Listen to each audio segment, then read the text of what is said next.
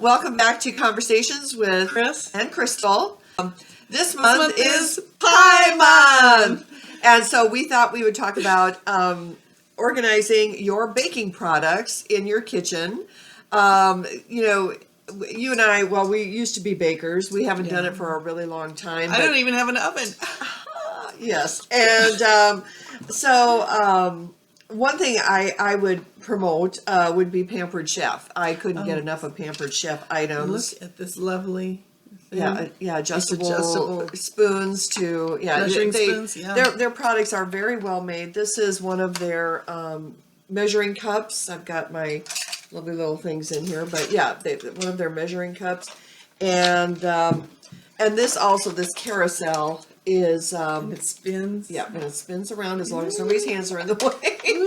And so we can keep everything on there, including your baking and or cooking utensils. So we just wanted to make a quick run through what you would need.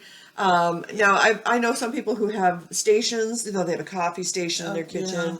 Yeah. These people that they call them their coffee bar. Yes, their coffee bar. And you can have a pie bar. Yes, you can have a baking type area thing, or even if you have some of these items that you're able to put into one or two cupboards right together, so that you have everything together to make your pie or your cake or whatever it is you're baking. Cookies. Yeah. Yes. If you haven't baked much and you want to get more into it, we also recommend that you start small. Don't grab every gadget that's out there. Just start with a few basic things. Right. And so we're looking into the basics of what's needed to get started.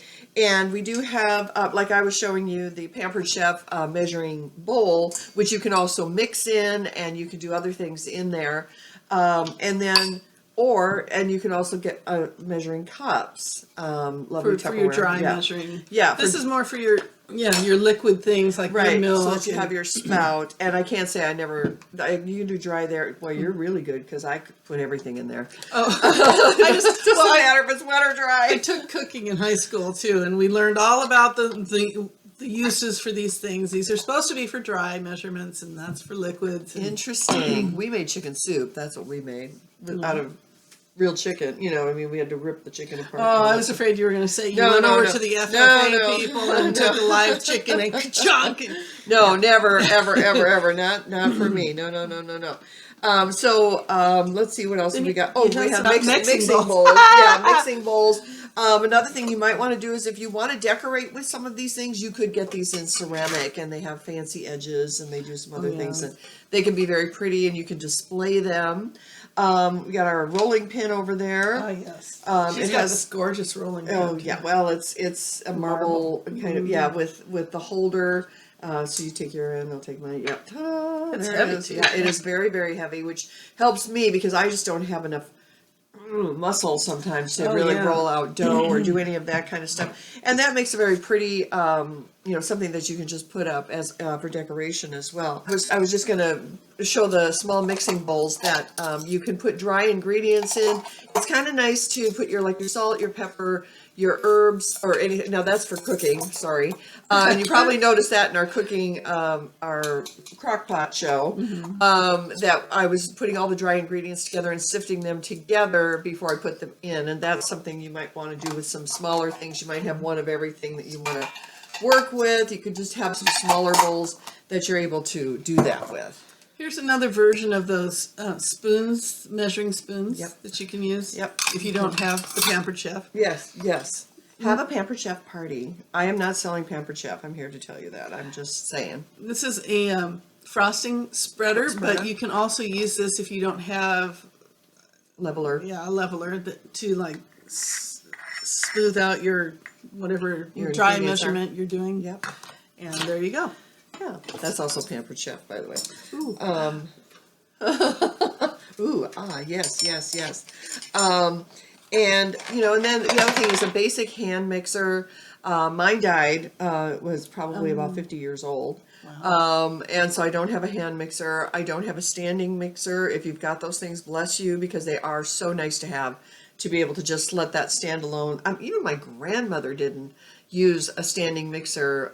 I think it would have just blessed her so heartily. I've only ever used the hand mixer. Yeah, I've had the small hand mixer, and I think that works best. And there's so many models Takes up now. less space too. It You does. don't have to have it out yeah. on your counter. All Something the you can put into a drawer. time. If you don't have one, you can always use your whisk. Yay! Yes, you could use a whisk, and I think do we have any different sizes? Oh yeah, we do. We have this one too.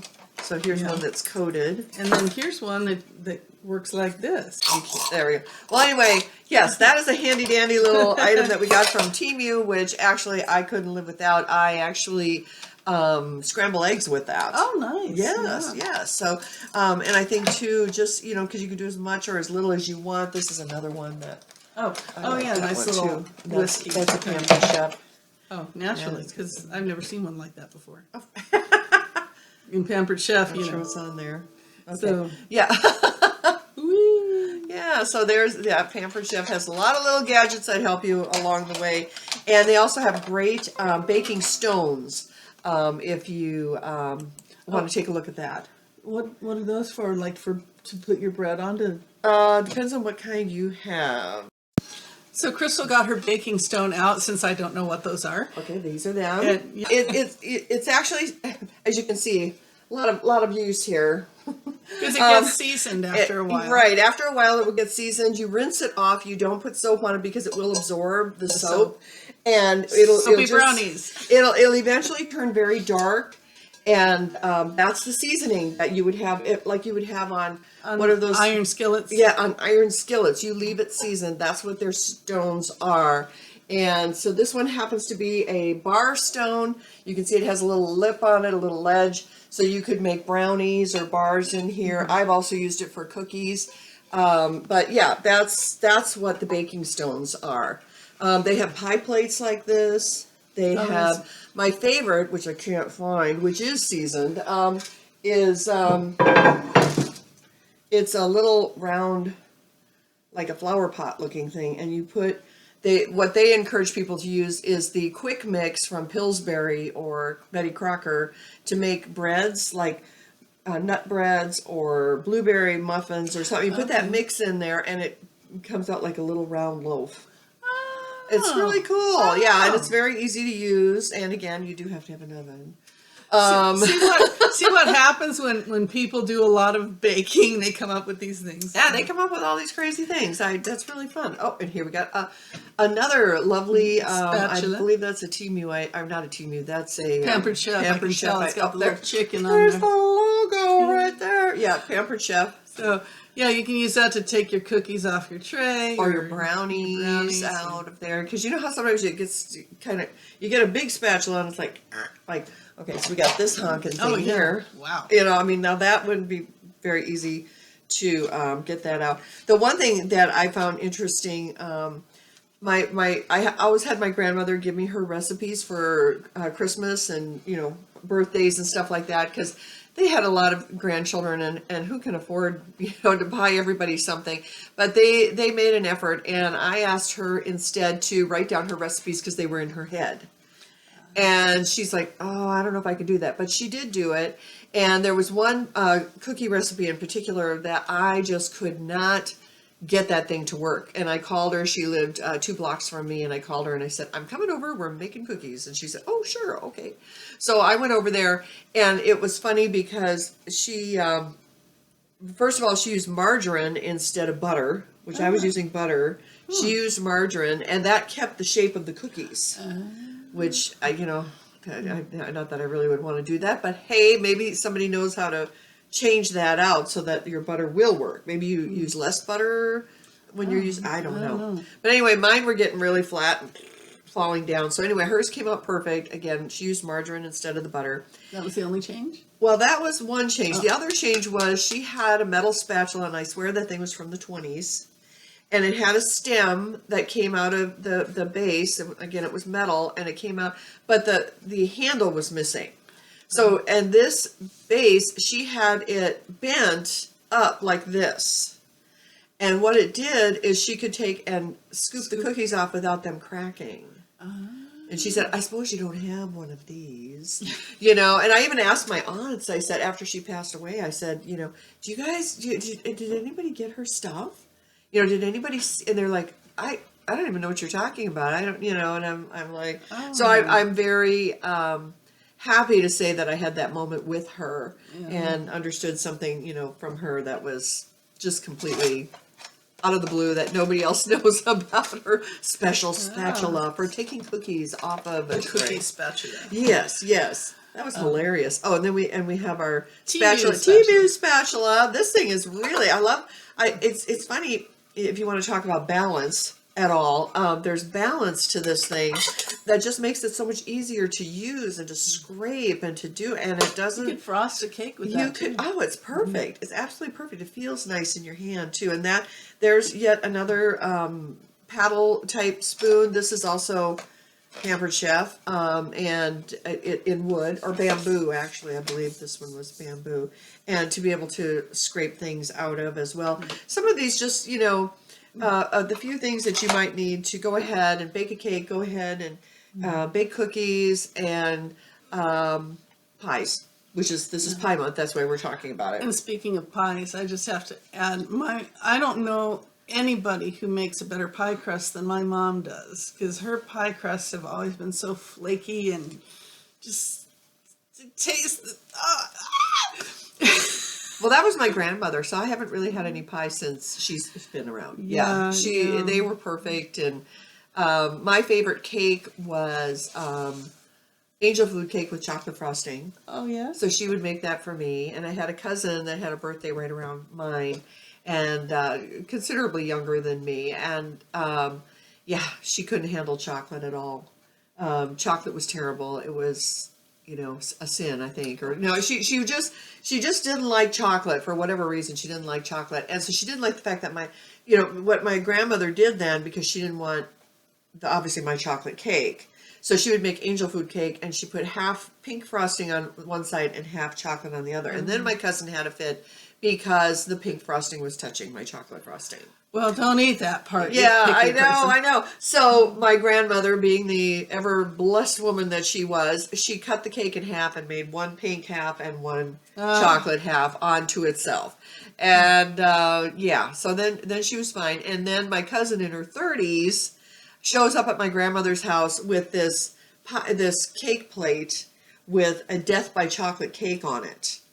And that was when Death by Chocolate, the cookbook, came out. And she walks through the kitchen into the dining room. We're all standing there going, excuse you? You have something chocolate? Yeah, and she put it on. I remember her putting it on the table and turning around and looking at us and saying, I think there was something wrong with me. I was like, well, we all knew that, you know, that was nothing new. But somebody had introduced her to chocolate, and a friend of hers, and she fell in love with it. Yeah, she fell in love with it. Felt she really missed something, and that was hilarious. It's funny, growing up, my mom always made an angel food cake for my birthday and a devil's food cake for my brother's birthday, because he loved chocolate. But.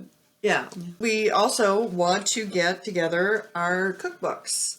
This is a very old cookbook. Let's see, when was this published? I guess I should have looked it up. 1954.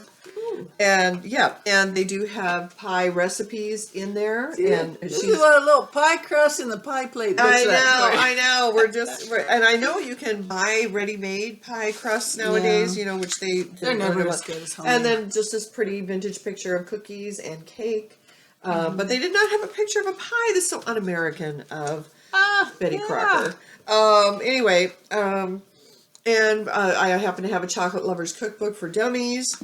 And also I happen to have Gifts from a Jar, which is cookies and muffin mixes that you put into a mason jar. And then they actually come with a little cover, but you could obviously make your own out of fabric to cover it up and tie it with the raffia. Kind of see that little picture down there. And you would make a copy of the recipe in here. Actually, these are perforated so that you can punch them out. Yeah, you can take that out and put it with the gift. So that's something fun a person can do with baking things.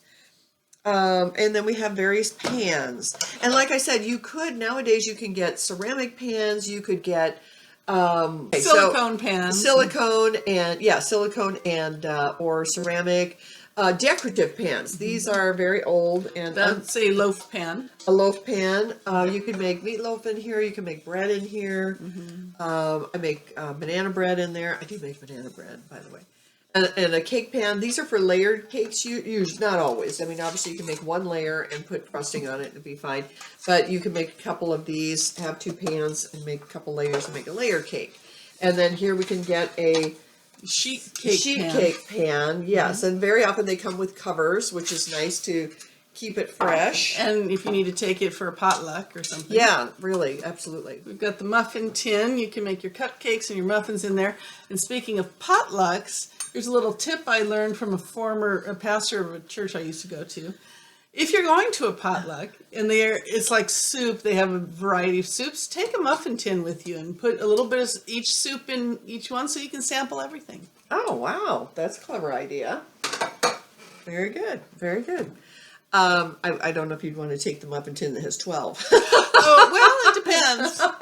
If it's all soup, Yeah, that's true. Like If an it's all soup party. there you go. And as I showed you with the stone, the baking stone, to be a cookie sheet. But yes, there are lots of cookie sheets. You can also get ceramic and silicone cookie sheets as well.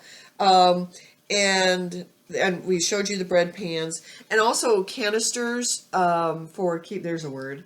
Nobody hears anymore. For flour, sugar, all of your dry goods. Yeah, it used to be flour, sugar, coffee, and tea. Yep. And I never ever used the coffee and tea ones. I know. I don't think anybody does. They like put that's their junk drawers. Yeah, or something. Yeah, they just Well, have, I might use the coffee ones. A lot of coffee drinkers in this world. Well, except now they have Keurigs, and so now That's they got the true. pods. Yeah. So now you're going to put the pods in your coffee. Yeah, there you go. Canister, to keep it together. And we can show you a couple of pictures of different canisters.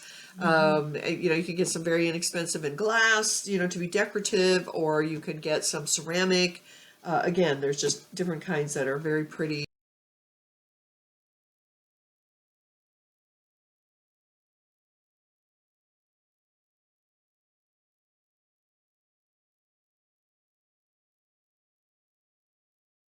And I'd show you mine, but I've got rid of them already. And it is nice to have it see-throughish so that you know what's in it. How much is in it. Yeah, and how much. Yes, absolutely. So you quickly see what you need to pick up. And also I wanted to make a note on our kitchen conversion charts that help you, sometimes the recipes, especially online and whatnot, come in some of the most interesting measurements. And so if you had like 8 ounces, that would be equal to 16 tablespoons or 1 cup or 227 grams. And it helps to break that down for you quickly and this is something you could find a decorative one of these online and even frame They have it. magnets too that you can put on your refrigerator. Oh, yes, right. Magnets with the measurements on it and things like that. So, just something to consider as you're baking or you're getting into that.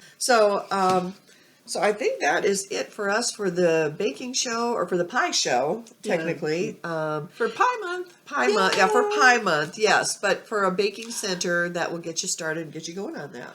By the way, do you have a favorite pie? I do like pumpkin. And cherry pie is my favorite. So we'd love to know what your favorite pie is too. Yeah, let us know. Absolutely. Say so in the comments. Let us know. Well, have a good day and remember, Take take care of yourself because nobody else will. Bye for now.